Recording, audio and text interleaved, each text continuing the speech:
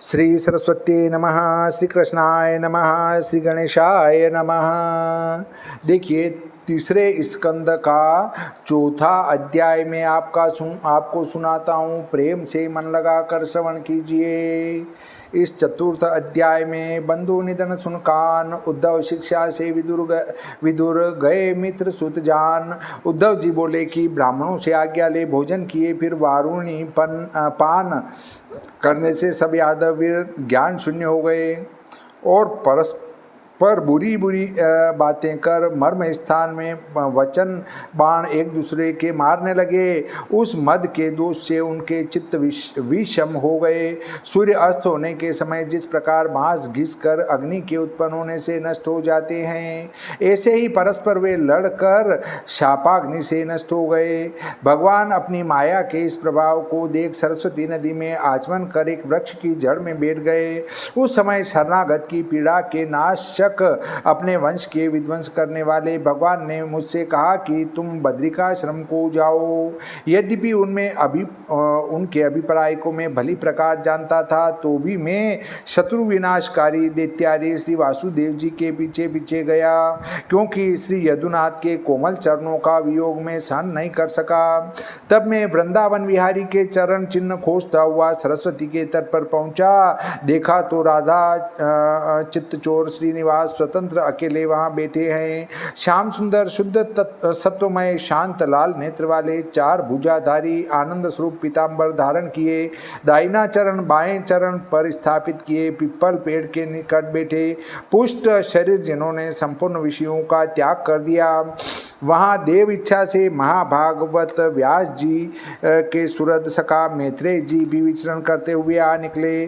तब भक्त अनुरागी आनंद भाव से नीचे ग्रीवा किए मेरे सम्मुख प्रेम हास्य की दृष्टि से विश्राम दे आनंदित होकर मुनीश्वरों से श्री ब्रजनाथ जी बोले, हे वसुरूप उद्धव, तुम्हारे मन की जो गति है वह मैं भली प्रकार जानता हूँ और तुम्हारी अभिलषित वस्तु तुमको दूंगा और जो औरों को प्राप्त नहीं होती। प्रथम विश्व के रचयिता वसुओं के यज्ञ में मेरी सिद्धि की कामना से तुमने मेरा यजन किया था। हे तात, मेरी कृपा से यह तुम्हारा अंतिम जन्म है। इसी जन्म में तुम मेरे अनुग्रह का फल भोग लो। अब मैं मृत्यु लोक त्याग वैकुंठ को जाता हूँ। इस समय मेरा एकांत में एकांत भक्ति से दर्शन करो, यही परमानंद है।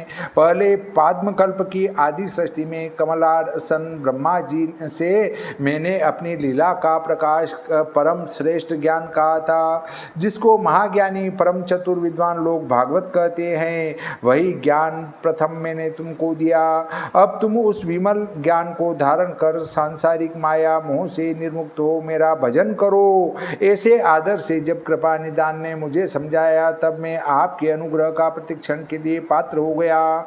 ऐसे उसने प्रेम से रोमांचित गदगद वाणी शोका अश्रुओं को बहाते हुए हाथ जोड़कर प्रार्थना की कि हे ईश, हे प्रभु, यद्यपि इस संसार में तुम्हारे पद पंकजों का सेवन करने वालों को चारों पदार्थों में सब पदार्थ प्राप्त होते हैं, तथापि मैं भी आपके चरण कमल का सेवक हूँ।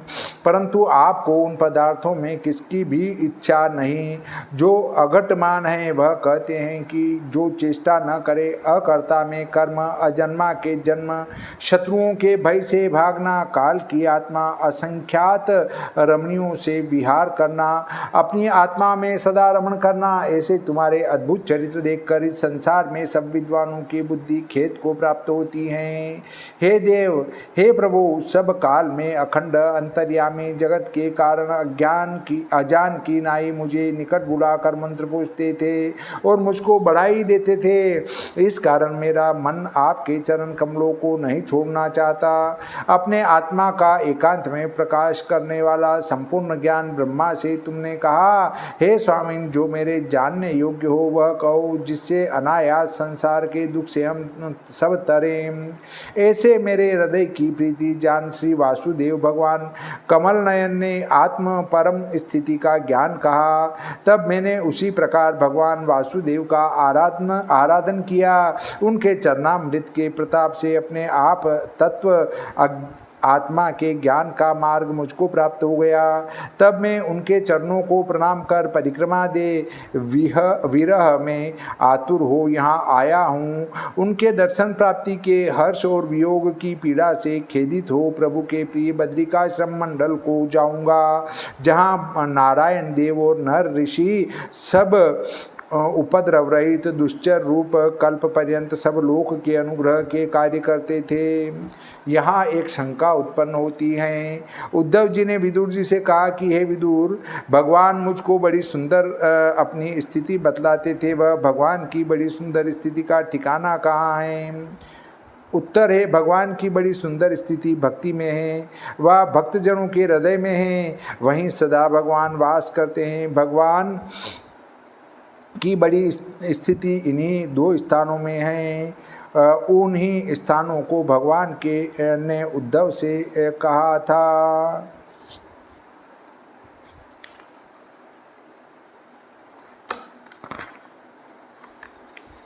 इतनी कथा कर श्री सुखदेव जी बोले कि उद्धव जी के मुख से अपने सुरत बांधवों का वध सुन बुद्धिमान विदुर जी को शोक संताप हुआ, पर ज्ञान के प्रकाश से तुरंत मिट गया। श्री कृष्ण के परिवार यदुवंश का विध्वंस सुन उद्धव महाभागवत से भगवान के गमन के वृत्तांत को सुन विश्वास कर विदुर जी ने यह कहा कि हे उद्धव, आत्मा का एकांत में प्रकाश करने वाला परम ज्ञान जो योगेश्वर श्री कृष्ण जी ने आपसे कहा, वह ज्ञान आप हमसे कहिए।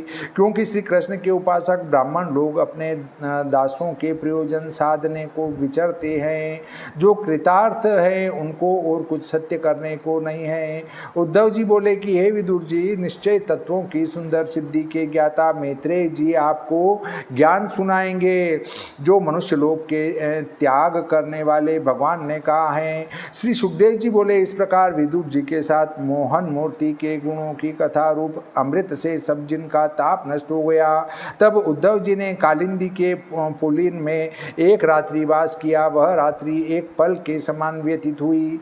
इतनी कथा सुन राजा परीक्षित बोले कि कृपा सिंधु वृष्णि भोज महारथी युद्धपालों में मुख्य जब नष्ट हो गए और ब्राह्मण के श्राप से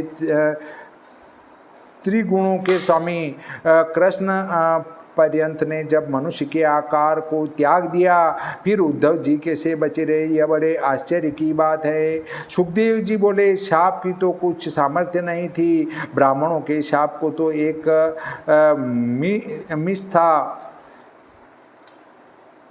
काला अनुसार अमोघ वांछा वाले श्री कृष्ण जी ने अपने कुल का संहार कर शरीर त्याग कर उस समय यह विचारने लगे, जो मैं इस लोक से चला जाऊं तो मेरा यह परम ज्ञान आत्मज्ञानियों में श्रेष्ठ उद्धव के अतिरिक्त और कोई समझने योग्य नहीं।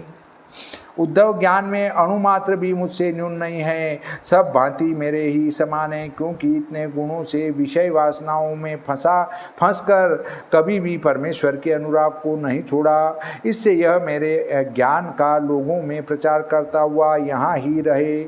ऐसे त्रिलोकीनाथ शब्द ब्रह्म वेदों के कारण श्रीपति ने जब आज्ञा दी, तब उद्धव जी बद्रिकाश्रम में जाकर चित्त को समाहित कर भगवत भजन करने लगे।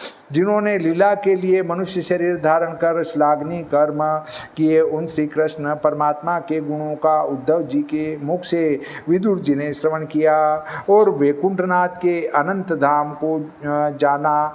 धैर्य वालों को धैर्य देता हुआ और अधीर पुरुषों को अति दुष्कर जान पड़ा। हे कुरुश्रेष्ठ, जब श्री कृष्णचंद्र आनंद कंद का ध्यान करते हुए ज्ञानियों में श्रेष्ठ उद्धव जी चले गए, तब विरहवश हो विदुर जी क्रंदन करने लगे।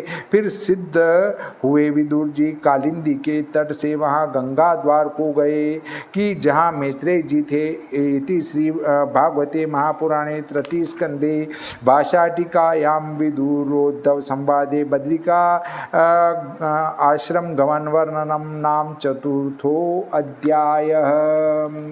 बोलिए श्री कृष्णचंद्र भगवान की जय, सरस्वती मैया की जय, गणपति जी महाराज की जय, श्री रामचंद्र भगवान की जय, बजरंग बली की जय।